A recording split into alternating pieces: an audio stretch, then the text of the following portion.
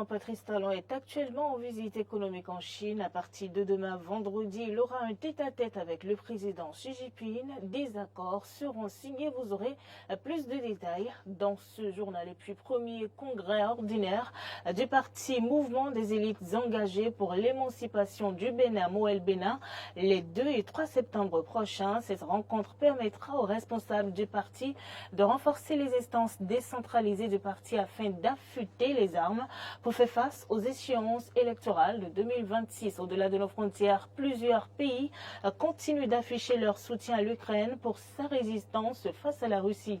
Les États-Unis ont annoncé mardi un paquet supplémentaire d'assistance militaire à l'Ukraine d'une valeur de 250 millions de dollars.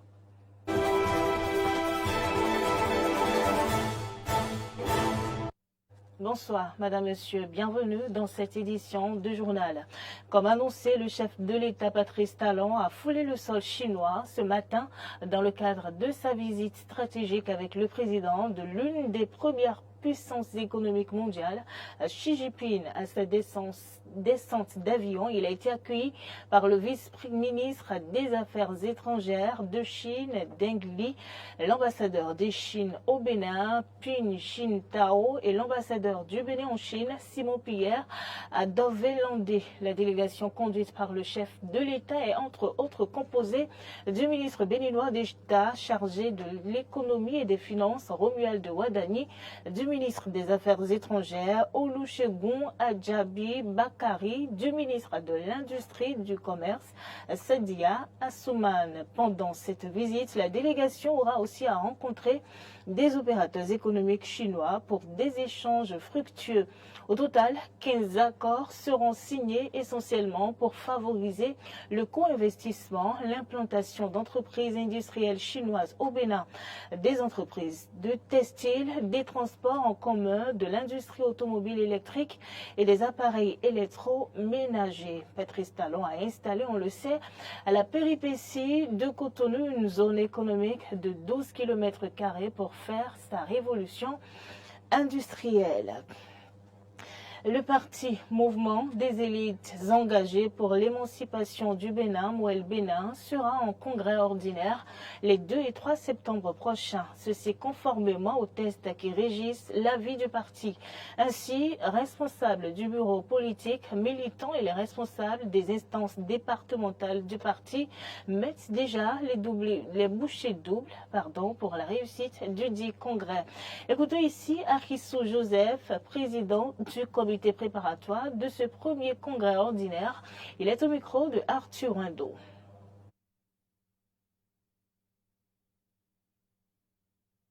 Sur cet élément dans la suite de ce journal ou dans nos prochaines éditions.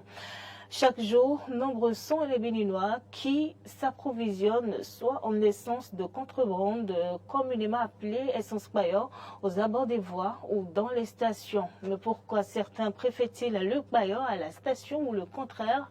Élément de réponse dans ce reportage de Clémence Tournocoin. L'approvisionnement de l'essence est un geste presque quotidien pour les motocyclistes et les automobilistes. Pour le faire, ils ont le choix entre l'essence de contrebande, communément appelée paillot, et les stations-service. Il est vrai que dans un passé récent, le coût du liquide précieux dans l'informel attirait plus de clients. Mais depuis quelques semaines, les clients sont partagés entre le paillot et la station. Je prends les deux, mais actuellement, pour le moment, c'est les stations. Pourquoi les stations? Parce que station est mieux. Mais quand ils ont augmenté l'argent, ça m'a énervé. C'était 2 mois maintenant quand le gouvernement a dit de prendre les stations. Moi j'ai commencé à prendre pour les stations quoi. Et je vois qu'il y avait une grande différence. Et depuis ce temps-là, je prends le carburant des stations. Parce que ça aide le moteur. Je constate que mon moteur, ça donne un bon goût quoi. Et ça donne une filtration au carburateur, au moteur, tout ça là. Et ça dure. Quand on dit pour le poyau là, non. D'ici quelques minutes, ça évaporé quoi. Avant, je prenais à la station et aujourd'hui, les prix ont augmenté. Voilà que nous sommes en difficulté financière, il n'y a plus assez d'argent dans le pays. et tout est devenu cher. Raison pour laquelle on s'aligne au bord de la voie. Et pourtant, ces consommateurs sont bien conscients des inconvénients de l'usage du paillot. Surtout au niveau de la voiture, on a beaucoup d'inconvénients. Il y a les pompes à essence qui se bouchent facilement. Le véhicule ne roule pas normalement comme ça doit rouler. On a l'usage des becs injecteurs, de la pompe. Il y a beaucoup de problèmes quand même côté des injections. Et l'essence au bord de la voie, bon, c'est pas bon. Parce que c'est les liquides, ils ont laissé ça en vrac. Donc le vapeur, les liquides, tout est déjà quitté dedans. Donc la manière, si tu prends l'essence, 1 litre à la station, si c'est 2 km que ça fait, au paillot, ça va faire au moins 1 km. Bon, si c'est seulement une station que tu fais, bon, si la moto veut faire 10 ans, ça peut aller avec les 10 ans. Mais si c'est paillot, il faut savoir que c'est à 7 ans. Dans les garages automobiles, les pannes dues à l'utilisation de l'essence paillot sont légion. La pompe à essence, le réservoir et le filtre, aucun compartiment n'est épargné. L'approvisionnement en essence paillot fait que les voitures ne répondent pas bien parce que ce n'est pas filtré. Ça contient des saletés qui bouchent le bec injecteur, le filtre à essence et autres, alors que l'essence de la station est filtrée et ça alimente bien le moteur. Pour ceux qui prennent le paillot, parfois quand vous démontez le filtre, il y a de la boue et de l'eau. Ou bien quand la voiture cogne et que vous ouvrez le réservoir, il y a de l'eau dedans. Les citoyens rencontrés ont souhaité que les efforts de construction de stations-service se poursuivent afin qu'elles soient plus nombreuses et plus rapprochées les unes des autres pour faciliter l'approvisionnement aux populations. Il est impossible aujourd'hui de circuler dans certaines rues du quartier Finafa à Godomain. De la rue passant devant le centre Jean Plia à la maison de l'ancien ministre des Finances Paul Dosso, les voies sont assez dégradées alors que la rue de la mosquée non remblayée sert de déviation aux usagers. Elle se dégrade aussi de jour en jour à cause des travaux en cours vers le pont. Cela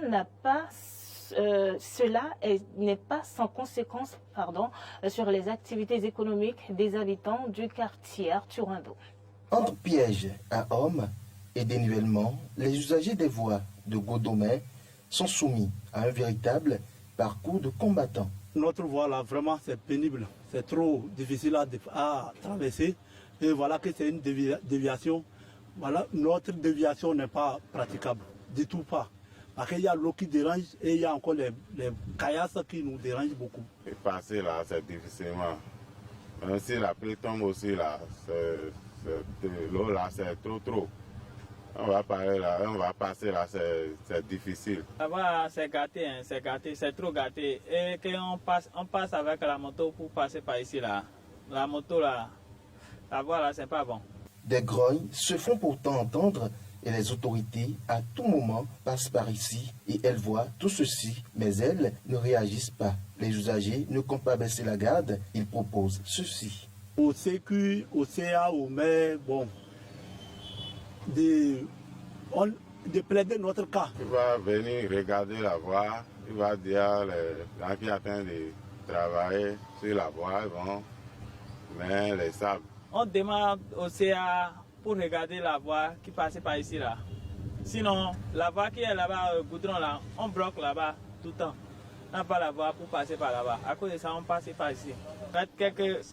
Le camion de sable, on va aller voir là-bas pour passer. Sinon, là-bas, là, c'est pas bon. En tout état de cause, il urge que ces rues soient remises en état afin de permettre à la population de vaquer librement à ses occupations.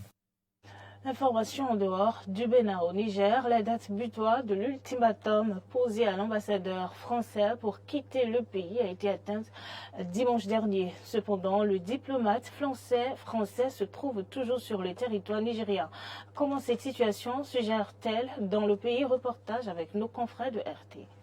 Qu'il le veuille ou non, la souveraineté appartient au peuple. Le peuple est déterminé.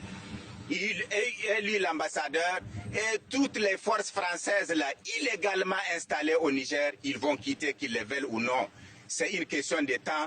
Nous allons créer les conditions de nous mobiliser avec le peuple. Ils vont quitter. Mais dans un pays, un étranger, toi qui es venu de nulle part, tu es venu par un simple papier. C'est ce même papier-là qui a dit qu'il ne veut pas de toi ici au Niger. Mais si Macron est normal, il ne devrait pas contester cette décision-là. La France va quitter l'Afrique, pas seulement le Niger. Toute l'Afrique, on va nettoyer. La France ne va plus exister en Afrique. Le malheur de la France, c'est Macron. C'est un porte-malheur pour la France. Et nous, il nous a apporté que le bonheur. Parce qu'on va chasser tout ce qui est français sur notre sol du Niger. Alors que de plus en plus d'États africains conviennent qu'une intervention militaire au Niger ne serait d'aucune utilité, le président français, réitérant son soutien au président déchu, semble rester convaincu qu'un retour à l'ordre démocratique doit se faire par la force. Notre politique est simple. On ne reconnaît pas les putschistes. On soutient un président qui n'a pas démissionné, aux côtés duquel nous restons engagés. Et nous soutenons l'action diplomatique, et quand elle le décidera militaire, de la CEDEAO, dans une approche de partenariat, qui est celle que j'ai présentée en février dernier. Ni le paternalisme, ni la faiblesse. Parce que sinon, on n'est plus nulle part.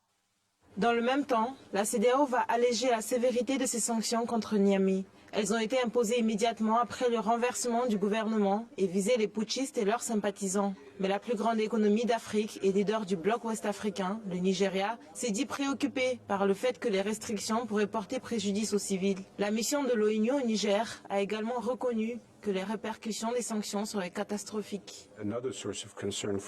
Les sanctions imposées par la CEDEAO sans un mécanisme d'exception pour l'aide humanitaire sont un autre sujet de préoccupation pour nous.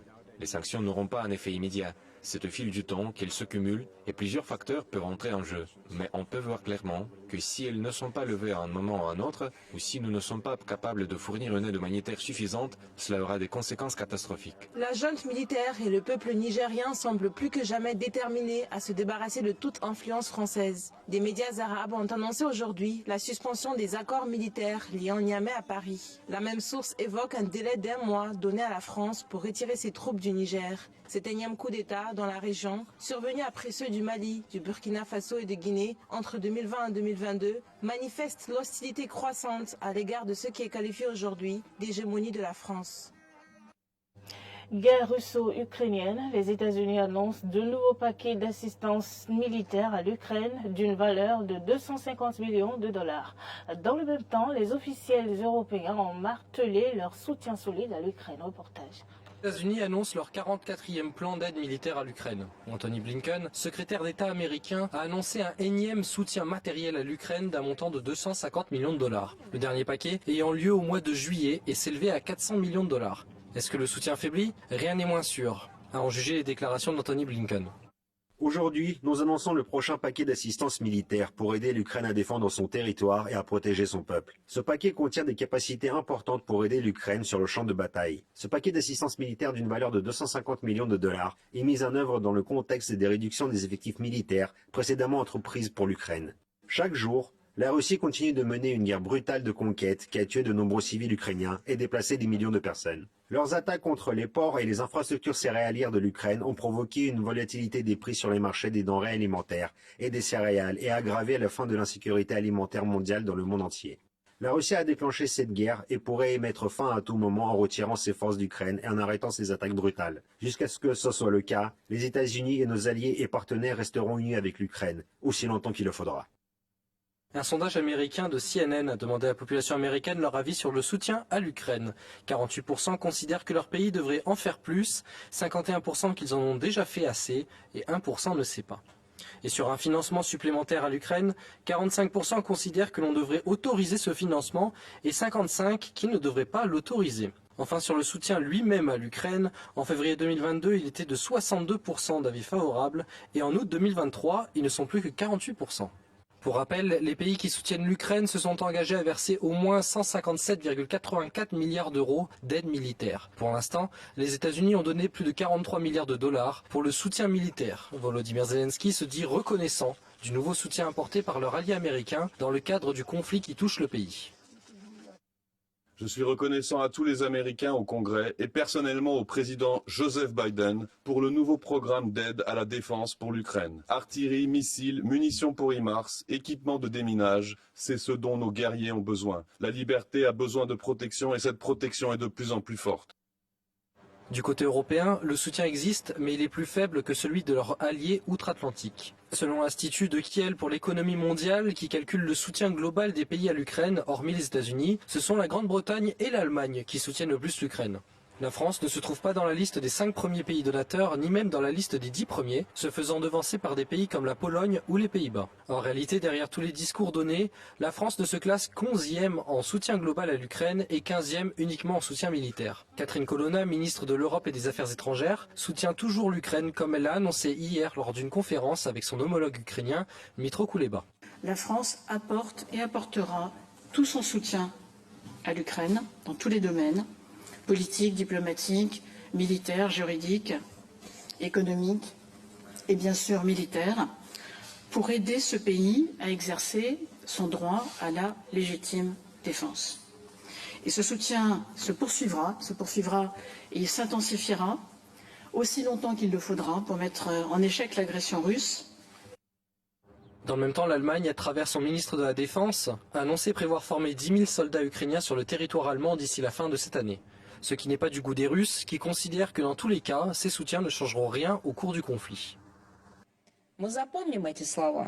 Nous retiendrons ce qui a été dit et nous y répondrons en parole et en acte. Entre-temps, les pays de l'OTAN, encourageant les crimes de plus en plus sauvages de leurs protégés de Kiev, continuent à les inonder d'armes létales. En plus des livraisons d'armement en cours ces derniers temps, les discussions ne cessent pas au sujet de l'éventuel envoi à Kiev par un certain nombre de pays européens d'avions de chasse. Nous condamnons fermement ces actes qui mènent à une escalade ultérieure du conflit. Le modèle des avions ne fait pas de différence pour nous, que ce soit des F-16 ou d'autres types d'avions. La seule chose que nous en concluons est que l'Occident s'implique de plus en plus dans le conflit en Ukraine. Et les déclarations selon lesquelles ils ne sont pas en confrontation directe avec notre pays perdent leur sens.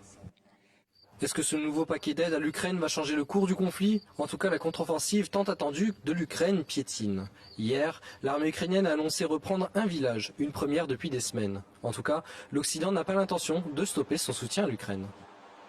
C'est la fin de ce journal. Merci madame, monsieur de nous avoir suivis. Bonne suite de programme en notre compagnie.